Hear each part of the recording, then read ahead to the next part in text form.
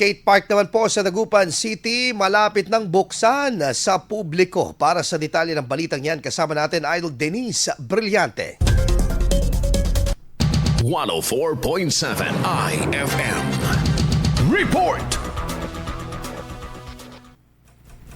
Inanunsyo ng alkalde ng Dagupan City ang malapit na pagbubukas ng kauna-unahang pampublikong skate park sa lungsod kasabay ng paanyaya para sa enrollment sa skateboarding lessons sa ginanap na flag racing ceremony kahapon. Ayon sa alkalde, halos tapos na ang phase 1 ng itinatayong skateboarding facility na inaasahang magagamit hindi lamang para sa pagsasanay, kundi pati na rin sa mga skateboarding competition sa hinaharap. Malapit na pong matapos yung skateboard na phase 1 that will be open for competition.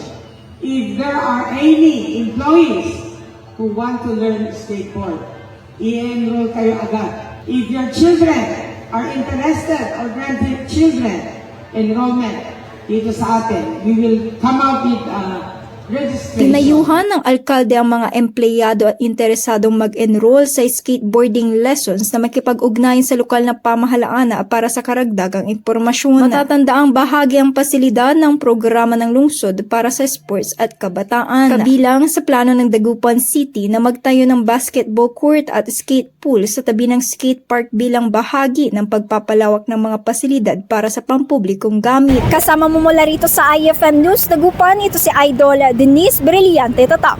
IFM. IFM News. IFM News. IFM News.